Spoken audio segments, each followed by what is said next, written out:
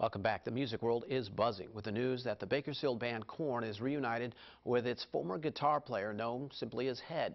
It signifies the end of a bitter road between bandmates, and Amity Idrisi joins us now with an exclusive interview with Brian Head Welch. Amity? That's right, Kurt. Since 2005, the Bakersfield-born band has played on without the guitarist that helped create their signature sound. Now, 8 years down the line, Head sat down with us to explain why he left, what went down, and why now is the time to return. I grew up in Bakersfield. I got an electric guitar when I was 10. We hit the road and we got success. Year after year, it was just one big party. Like crazy party. The lifestyle of a rock star. It was just like raging, alcoholic, drug addict parties. And so after years of that, it just kind of got old, you know. Brian Welch, a.k.a. Head, original member of the band Korn, said his dreams exploded into reality after the Bakersfield-born band found success in the mid-90s, signing a deal with Sony Records and touring the world. It was all like a movie, he says, until life in the fast lane started beating him down into the ground. I ended up back in Bakersfield, and in 2003,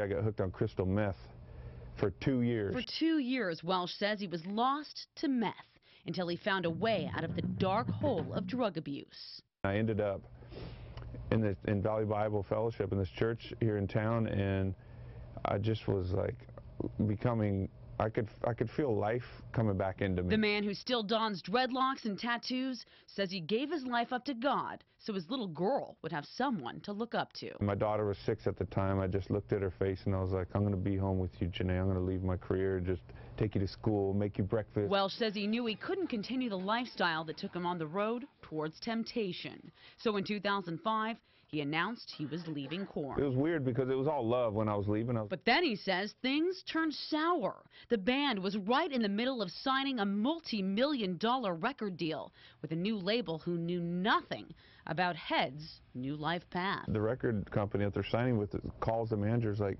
you're trying to do a deal with me? One of your guys is on TV quitting right now. Welch says once the label started getting concerned about the record deal, the relationship between him and the band became strained. That plus news he was writing an autobiography led to negative songs on Korn's untitled album. Yeah, you know what? Some of those songs came together because I wrote my book, Save Me From Myself, and it was coming out in 2007. Welch says other members of the band, including Jonathan Davis, were told the book was going to be a tell-all, exposing the band's secrets. So he got so mad at me and he wrote these 2 songs.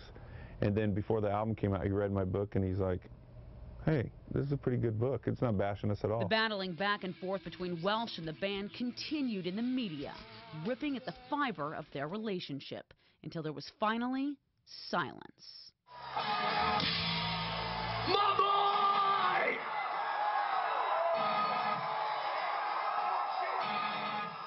Then in May of 2012, Welch showed up at a music festival. And for the first time in years, he jumped on stage with his former band. I just felt so much like reconnection and stuff. People were in tears.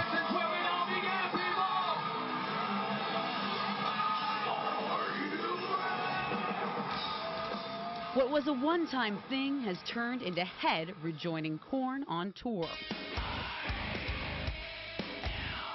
And Welch is bringing his new band, Love and Death, along for the ride, opening the shows in Europe with their new album, Between Here and Lost.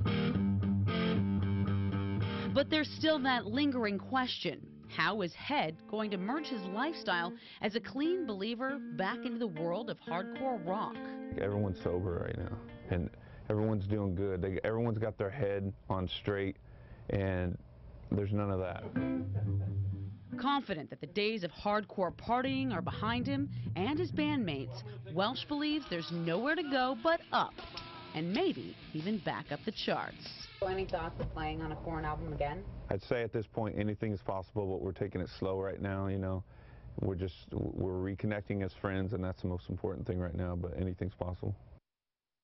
Now, Rolling Stone reports that Korn will perform their first full set with Welch since 2004 on May 17th at the Rock on the Range Festival in Columbus, Ohio. After that, it's overseas for their European tour.